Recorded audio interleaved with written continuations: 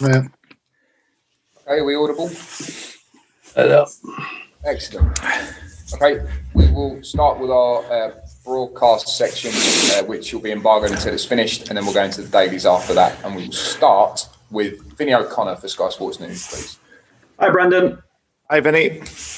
Good to see you. And first of all, it's something that we're putting to all managers today because we've seen another case of racist abuse on social media, this time suffered by Jan Dander.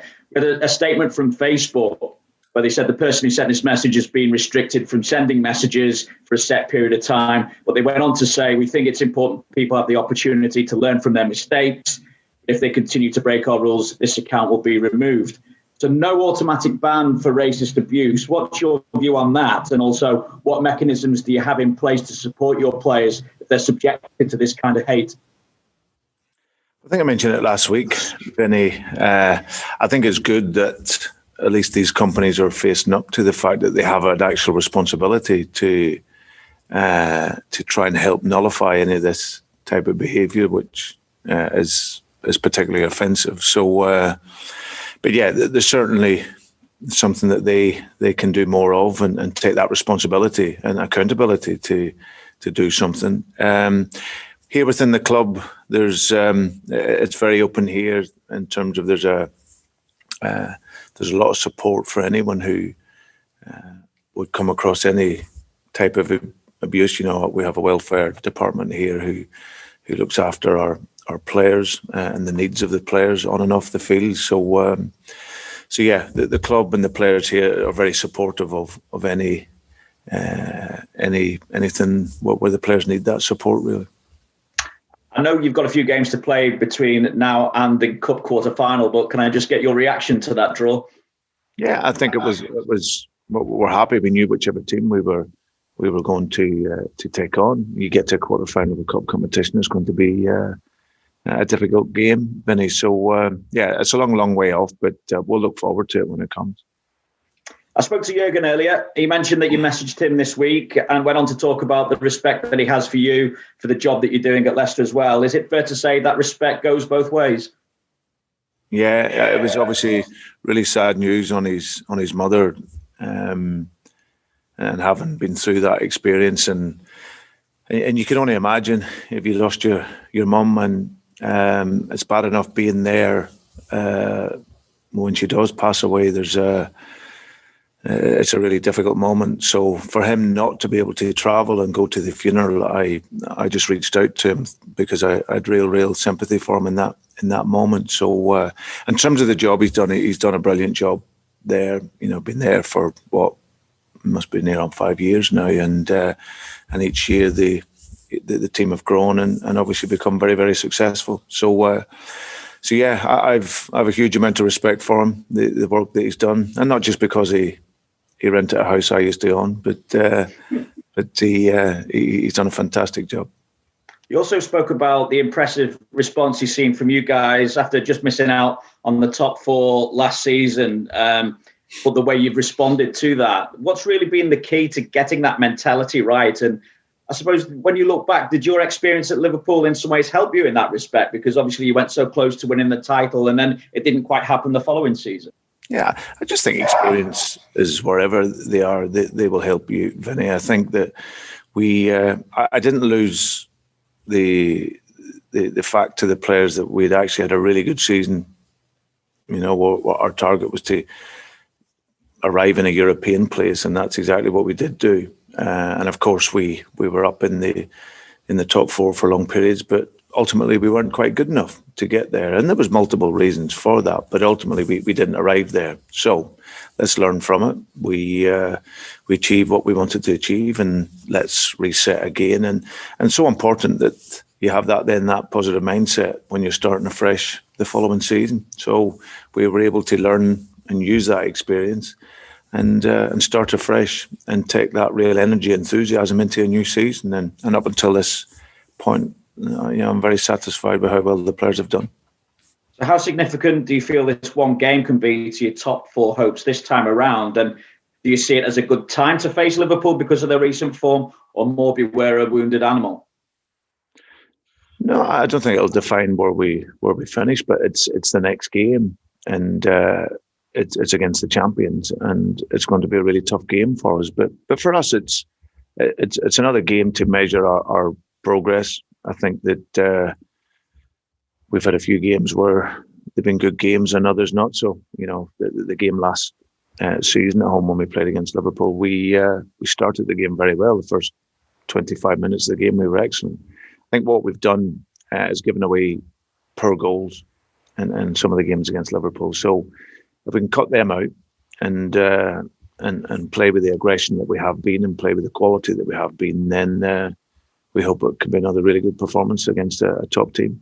The fact that Jamie got just over an hour under his belt again in midweek as well, what will his presence mean against a Liverpool side that's struggling again at centre-half because of an injury to Fabinho? And I saw Jamie Carragher describe Jamie as there may never be a better transfer than Vardy's to Leicester in football history. Well, it's certainly hard to argue against it. I think if you look at the player he is today, and I know at the time £1 million probably seemed a lot for a player who was playing non-league football, but if you look at what he's given to Leicester, and not just in terms of goals, his personality and his path has created has created so many aspirations for so many other players. So he's been a real figure of inspiration. But no, I think his legacy here will be was truly his journey, but also what he's given on the pitch as well. And he's up there with the very best strikers in European football. So to have him back, we wanted to give him some game time during the week to get his legs moving again. And he's always fit and raring to go, especially in the big games. So Jamie and Ndidi both ready for 90 minutes? Yeah. And how's James Justin, Eos Perez, and any time frame on those two? Yeah, Io is fine. He'll join the squad. Sadly for JJ, the scan hasn't shown up so well, which is it's a massive blow for us. He looks like he's done his ACL, which is a devastating blow for us because he's been incredible since he came into the team last year. Played in many positions. Wherever I've asked him to play, whatever position, he's been minimum 8 out of 10, and just developing as a top Premier League player. So for this to happen, he was obviously walking about after the game, and we hoped that he would be okay, but of course you have to wait until he gets the scan. So he's up in London today with Brian, our doctor, and just really trying to get all the expertise in terms of the next step, really. And it's a huge disappointment. But I know the boy. He's tough mentally. That's what makes him the player that he is, and he's also tough physically. So he'll come back a better player for it. And just how is he then, Brendan? Just thinking, as you say, mentally, but because the way he's developing, it's such a massive blow at this stage of his career, isn't it? Yeah, it is. But thankfully now, how the operations go, the players are back. We've had it obviously firsthand with Ricardo Pereira recently. Obviously, Ricky been out for a period of time. He's come back now and fitter and stronger, and getting his game time up. So that'll be a source of inspiration for him as he gets through his recovery. Yeah, he was upset yesterday naturally because he's been so robust. For me, he's just been absolutely incredible. He's the one player that's virtually played nearly every game since he's come in a variety of positions and performed to a very, very high level. And his confidence grown all the time as a Premier League player. And I'm pretty sure he wouldn't have been too far away from Gareth. So it's, whenever you're trying to piece together a squad, and for a player who can play to JJ's level and a number of positions, that's obviously will be important for any squad going forward. But he'll just get away now. He'll more than likely have the operation fairly soon, and then get back on his recovery, and now we're all fighting for him between now and the end of the season. Yeah, we wish him a speedy recovery as well. Thanks, Brendan, and all the best. Thank you. Okay, thanks. Let's go to PLP and Pete Colley, please. Hey, Brendan. Hi, Pete. I was watching a documentary of Liverpool winning the title last season, and at the very beginning, Klopp says that that you can only feel free in life if you have proper protection. And we saw that in Liverpool's team last year. Is that, in a nutshell, their downfall at the moment because of the defence and the amount of injuries that they've had? I mean, including, as Vinny says, like Fabinho out now. Listen, I think if you lose someone of Virgil van Dijk's quality, I think now you see the level of greatness that he brings to the team, and it's always the measure of the best players. They make the others around them better. So it's a mixture of that and the uniqueness of the season, and of course they've been unlucky with injuries as well, like a lot of teams. We've all lost players over the course of the season, but of course, Virgil was a huge reference for the team. But they've still got fantastic players. The front line's still there. I know Jordan really well, and Jordan is a huge leader for Liverpool, on and off the field. And like say him and Millie will constantly drive the players. But they've set such a level over the last couple of years that if there's any drop off a touch, then of course everyone will focus on that. But they still get players that can play at a really high level, and they're up there challenging and will continue to. You talked about Jamie coming back. Vinny mentioned that. It's a couple of little nags that he's had this season. It's almost like that conversation you don't want to have, isn't it? But what is the long-term plan at 34 for when it becomes too much for Jamie? How do you replace him? And is there a plan? Well, yeah, you can't replace him like for like, of course, because that's his story, the path that he's been on, and what he gives. It's unique, really. I can't see another player like him in terms of where he's come from. But I'm not overthinking that side of it. I see him. He's still very fit. He's still very strong. You see him in the games. He's running. His movement. His hunger is still there. So that's what I view when I see him. And when you've seen him play this year, when he's fit and ready, he's a real threat. So we'll continue to have that. Like I said, I think he's still got a few years in him to being a really effective striker at the very highest level. Of course, the club will always have to be looking, not just in Jamie's position, but in every position. You're always trying to improve. You're always trying to develop. And of course, you always have to forward plan in terms of bringing other players in. But listen, whilst I've got Jamie Vardy here, I'm so happy he's at the level that he's at currently, and that will continue for me, like I say, for the next couple of years. But at the same time, of course, the club will have to plan forward at some point.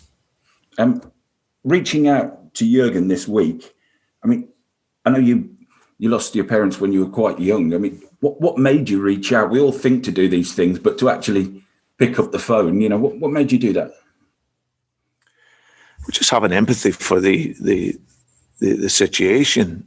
Like I said, sometimes you have to have gone through it. My mother died when she was, 53 years of age, and I seen, obviously Jurgen's mother passing away at 81, and whatever age it comes at, once that sort of mortality kicks in, it's very, very tough. So when I seen the news and it came up, I one, because of his mother passing away, but two, then not being able to be there, because it's when you're in that situation and the positions that we are in, sometimes the role of supporting your other family members is very, very important, and that's something that you take on in the roles that we play in our families. So for him, for not to be able to do that, I had empathy for him, and I just wanted to share my condolences, really. Cheers. Good man. Good luck. Cheers, Pete. Thank you. Cheers. Thanks. Okay, let's go to Jason Bourne for Talk Sport, please. Hi, Brendan. Thanks, Anthony. Brendan, let's start with James Justin there as well. I know he's out with this ACL potentially. I know it's a long-term injury. Is there any timescale of any kind that you can give us about his potential return in the future? No, nothing at the moment. I think every player is different, Jason, how they recover. If you, I don't want to put any time on that. I think these are injuries. If you look at Ricardo's time frame, and it's probably going to be just either short or around about that same time. But yeah, I think, as I said, we're getting full consultation with the specialists on it. We're taking every opinion that we possibly can on it, and then we'll take it from there. No, I understand that, of course. Just on James again, do you feel these kinds of injuries, not necessarily severe as this, but the injuries that have happened over the course of this season to not only your players but other players at other clubs, are inevitable given the schedule that's been happening, given the bang bang bang nature of game after game after game in so many different competitions? Yeah, no, absolutely, 100%. You only need to look at, I see Callum Wilson there out with a hamstring injury in the midweek, and he's been fantastic for Newcastle since he's gone in. So real empathy for him and for Steve. But you just look throughout every club, it's happening because of the nature of the games, the recovery. We've obviously got international football coming up in March as well. So it's so tough for the players, and like I say, it's going to be, if you have that little bit of luck between now and the end of the season, that hopefully your injuries can be minimal. We had it at the end of last season when we came back, where we lost a number of key players. So hopefully, fingers crossed, we don't this season, and keep as many of them as fit as possible. Forgive me on this next one. I might be putting 2 and 2 together and coming up with 5. Obviously, Justin out for a significant period of time. Danny Simpson in and around the squad at the moment. I know obviously you can't sign players, but free transfers, free agents. Is that something you may look at, or would you potentially just go with what you have at the moment? Yeah, we'll go with what we've got at the moment, yeah. Cool. Let's go on to better things, shall we? James Justin been speaking ahead of this one. He says, you care about making each player better and that you've helped each player in the squad improve. Kind words, of course. Now, he's also said what he does for himself, not only for Leicester, but also to try and get him back in that England setup under Gareth Southgate. I mean, this kind of mentality is only something to admire, isn't it? James Maddison? Yes. No, James Justin, yeah. Sorry, James Maddison, yes. Yeah. No, that's okay. He's a fabulous player. It's great to work with players that are driven and want to be the best that he can be. And he doesn't shy away from it. James, he has a clear objective. He understands the commitment needed. He's taken on that responsibility to be the best player that he can and to learn and develop. He knows the areas we've highlighted that. And it's been great to see his improvement on and off the pitch, really, over this last couple of years. But I've always said a real joy to work with, special talent, wonderful personality. And the beauty is, at his age, he's only going to get better. Like I said, another few years more at this level gives him more confidence and more experience at the level. Of course, when you have that experience, you'll play better. So yeah, been great to see him develop. He's also said as well, James Maddison, that obviously things can still improve, but he's in the form of his Leicester career. Would you agree with that at the moment? Yeah, I think what we've talked about with James and those forward-thinking players like Harvey and him, it is about efficiency. You have to be efficient. You have to have numbers to your game. You can't be a creative player, an attacking player, and go through the season we only a couple of goals and a couple of assists. The level that we want to get to, you have to produce. But these players are so hungry for that, and if you have that hunger in life to succeed, in like these guys, then of course you see that development. So yeah, you see how he's playing. You see the consistency. He had a few wee niggles early on in the season, James, but he's over them now, and yeah, he's either creating or scoring goals virtually every game he plays. So yeah, delighted for him. Just one final one from him. Another positive player to talk about, Youri Tielemans. He's been described as the most complete midfielder potentially to play on the pitch tomorrow at the King Power on either side. I mean, how key is he to how you guys play and the way that you play?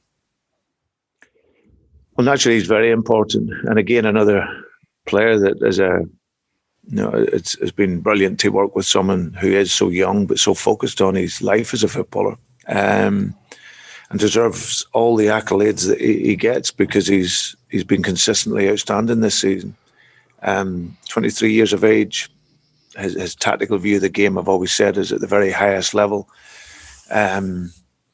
He's now adapted and worked very, very hard on the physical nature of the game, because it's something that when you come in from the European League, it's so demanding. And we've seen it across the leagues. No matter how good the player is, it can be very tough.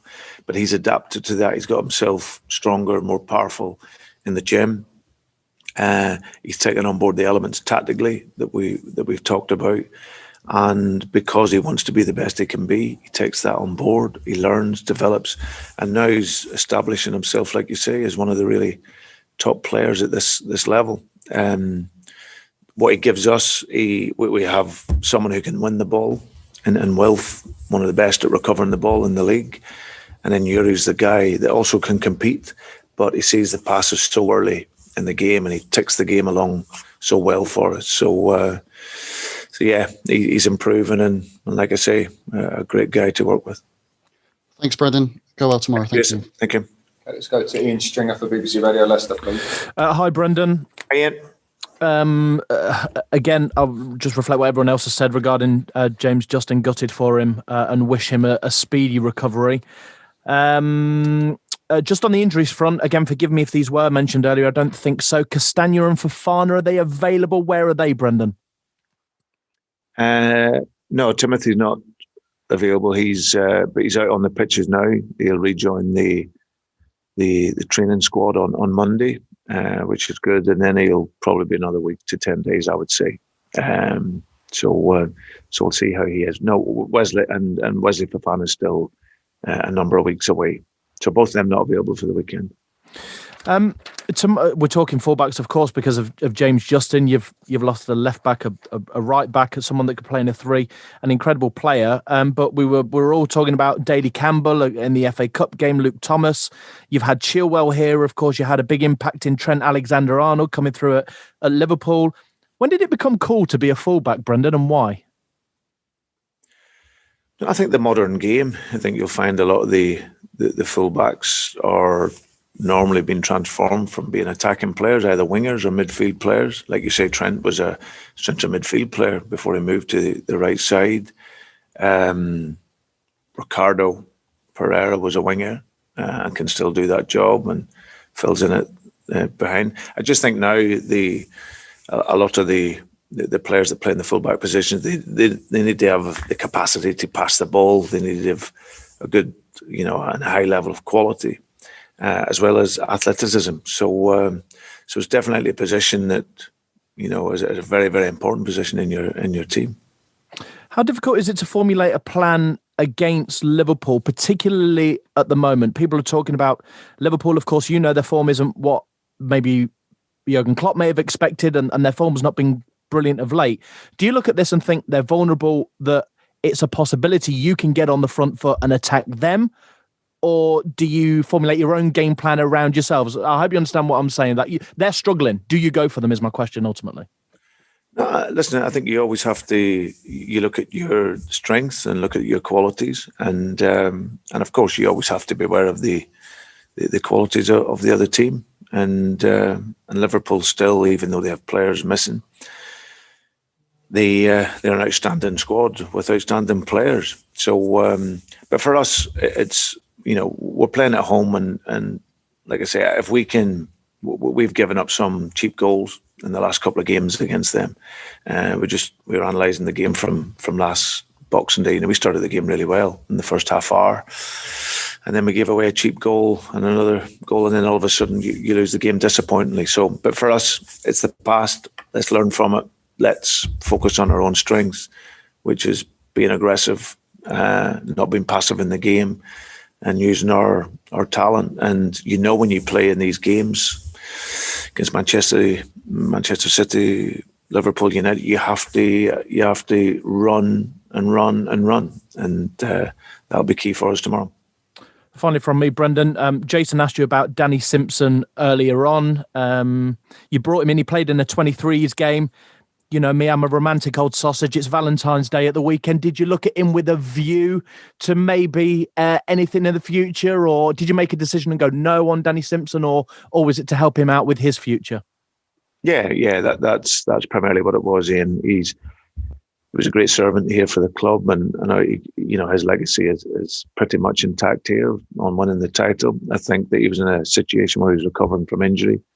I've taken a lot of the under-23 players, the older ones that aren't out on loan with me. They're training with the first team, which has enabled Savante to get an opportunity to play, but that's left the under-23 short because, obviously our under-18s have been off for a while, and no one to fill in that position. So it helped both, really. Helped the under-23s that were very short on players, but also Danny to get some game time, and that was the sort of main reasons why he'd played. Nothing Understood. more. Yeah, no, indeed. Understood. And Vontae was outstanding the other night, wasn't he? Good luck at the weekend, Brendan. Thanks, Ian. Thank you. Okay, thanks, everybody. We'll draw the broadcast section there.